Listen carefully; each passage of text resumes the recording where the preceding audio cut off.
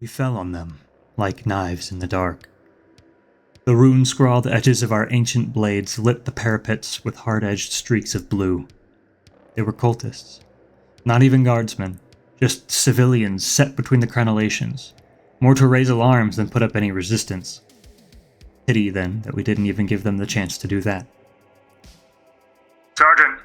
Kafrin voxed, wrenching his throwing axe from the chest of a sentry. Artifacts moving. Direction and speed? South. Fast. I cut the ignition on my relic blade. Revenant's Edge, it was called. An ensorcelled, then sanctified blade from the Librarius' own bowels. My brothers followed suit, dousing their weapons, and the ramparts went dark. Stay on it. Keep it on Auspex. Kafron signaled obeisance. I glanced at the sword in my hand, the ancient blood gem in its hilt, the gilding of its cruciform crossguard, tarnished after millennia despite the constant care it received.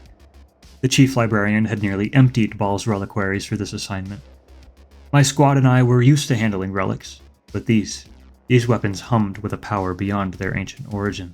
The word sorcery tingled on my tongue, but I'd long since learned the difference between the Librarius' arts and heretic magics, even if I'd not been given the gifts of the librarians had. Sergeant? Azarian asked, watching. South, then? I nodded, sheathing my blade. Yes, brother, south. Keep pace with the heretics. The relic must not get off-world. Let's be real, us Divergent Chapter players are pretty lucky. Not only do we get our own unique models, we also get our own bespoke units. Things like Death Company, Sanguinary Guard, or Deathwing Terminators. Sure, they might all be somewhat derivative of a core codex unit, but we still get our own specially flavored rules to play them on the tabletop. But the unfortunate part about this is that running core codex Space Marine units alongside your fancy bespoke units feels a little boring, almost? Like, don't get me wrong, I understand that all chapters use those generic models, but it just feels like some wasted potential, you know? So I am picking up where Games Workshop left off. My name's Colt, this is Gone Hollow Minis, and today we're making our own Space Marine unit that no one has ever played before.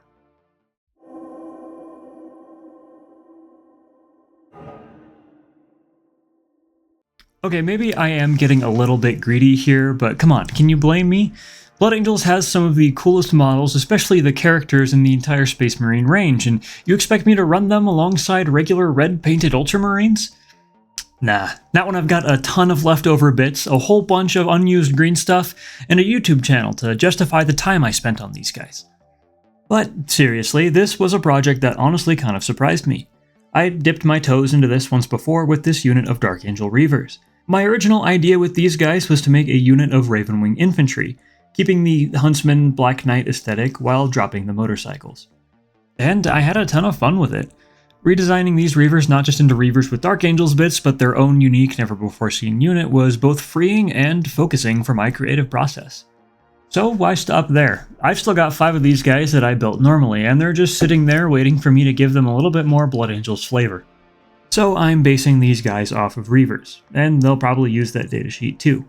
Even though we don't have to stick 100% to the Reavers lore, it'll be a decent starting point in crafting this unit's identity. That said, using them as the base kit will kind of inform how we want to go from here.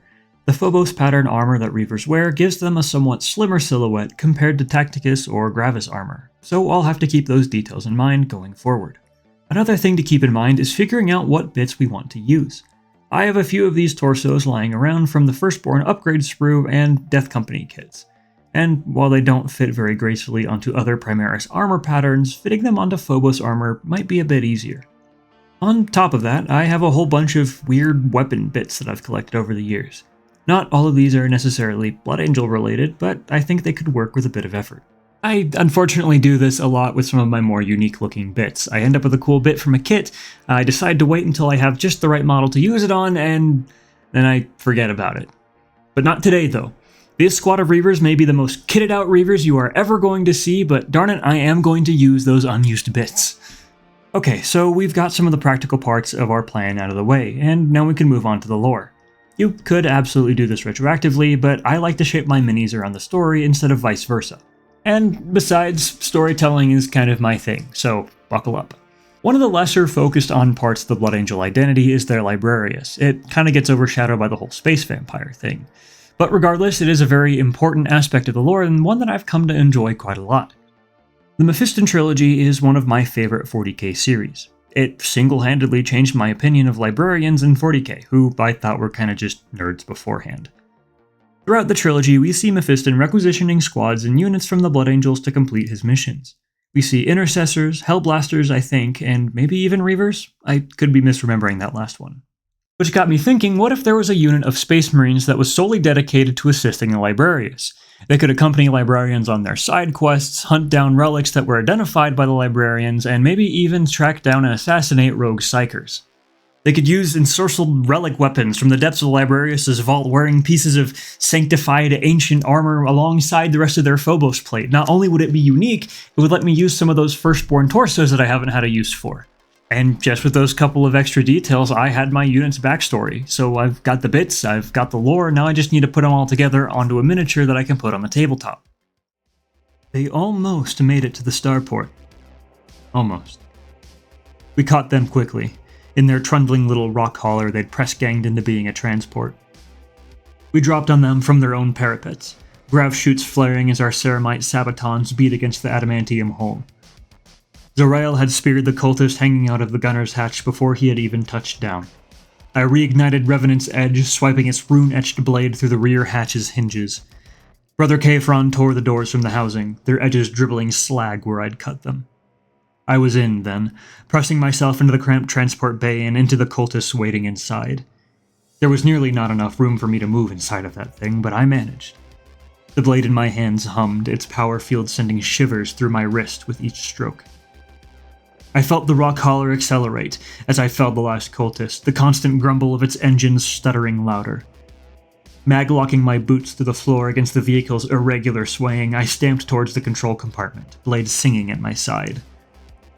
Sergeant! Brother Vitrian voxed, voice sharp but measured. Heretic barricade up ahead. Is that Angel's blood? They've got it! The vox cut as the world pitched forward. Boots still locked to the floor, I rode the rock hauler sideways as it leapt from the earth. Dislodged stowage and spilled machinist stools pelted my armor like ricocheting hail, scratching but never denting its ancient ceramite. By the time it stilled, the rock hauler was on its back and I hung from its inner floor like an ancient Terran bat. I cut the maglocks, twisting in air to land in a not entirely inglorious heap on what used to be the vehicle's ceiling. Revenant's Edge, throughout it all, had remained loyally in my hand. Sergeant? Azarian's voice crinkled through my helm. Alive? I answered, plucking out a stray screwdriver that had wedged itself harmlessly beneath my plastron. It'll take more than a wreck to kill an angel. Good, Kefron answered. because they brought a sorcerer. I started with that idea of mixing Firstborn and Phobos torso pieces. While Phobos armor definitely gave me a better shot at this than any other armor pattern, there were some hurdles that I would still have to overcome. Firstly, the Firstborn torso is just objectively smaller. It's squatter, it's thinner, just totally different proportions to the over-tall Primaris we're used to. Second, and on a somewhat related note, because of the different scale, things also didn't line up correctly. The hips of the Firstborn were basically at the waist of the Primaris, and this would take a little bit of work to tackle. The one thing I had going for me, though, is that the torsos are both pretty much just flat cuts, or at least close enough to it.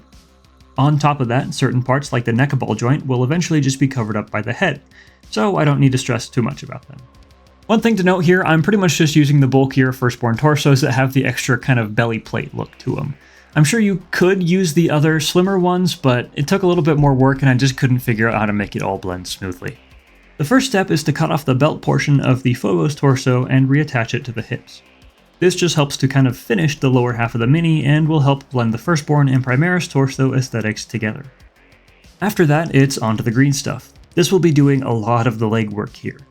I start by rolling some snakes of putty along the seam between the two torso halves. Remember that certain sections, like the neck and arm sockets, will be covered up by other parts later. These areas don't need to be perfect and will be good enough so long as the head and arms fit well enough when glued. Once we've filled the bigger gaps, we can start blending and smoothing our torso halves. The sides are honestly not too bad. We can just follow the geometry of our torsos, continuing the details like the edge of this cuirass around the sides. Another thing that I found handy was to trim back these strap-looking details on the sides of the Phobos torso. I think the parts look fine without them, and trimming them back helps to make the blend between our pieces a little bit more natural. Honestly, the hardest part of this process here was blending in the stomach sections between the torso and the belt. I don't know if it was just the cavity behind the parts messing with me or what, but it took quite a bit of work to end up with something that I was happy with. In the end, I found that it was easiest to just take the back of this sculpting tool and press it along the curve of the torso, giving me a nice flat blend between my two armor parts.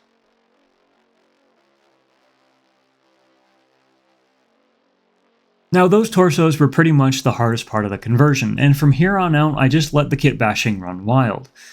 With the torsos done, I had a good chunk of the aesthetic already laid out, so I could just go wild with making weird relic weapons and different poses to give these miniatures a bit of character. For this, I pulled out nearly all the bits from my bin. Plastic bits, resin-printed bits, leftover sword brethren capes, sanguinary guard weapons, everything that I thought would fit the vibe.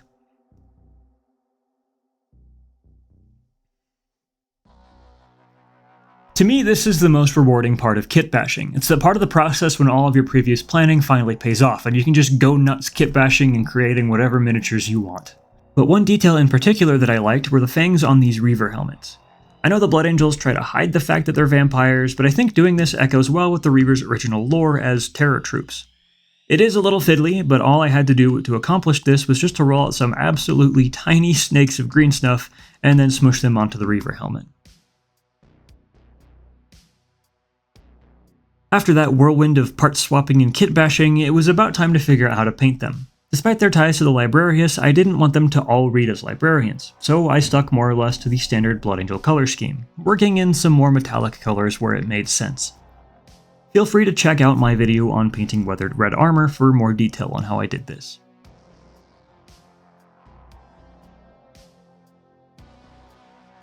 Since these guys don't really fit with the standard battle line fire support assault role as displayed on the right pauldron, I'll use this chance to do something a little different. Instead of going for the usual red, I'll go for a nice weathered blue, later giving him a nice spooky skull transfer and some added freehand horns, just like the symbol of the Librarius. And this leaves me with a brand new, never before seen unit of Space Marines, ready to hit the battlefield. I had to make my own exit from the vehicle, cutting myself free with my blade. My brothers had set a perimeter, bolt pistols drawn. Ahead of where the rock hauler had tumbled, a throng of spikes and bodies waited. Amidst them, head and shoulders above the horde, stood a Space Marine. Crested with his own nest of horns, spikes, and other unnameable growths, his eyes still crackled with etheric energies.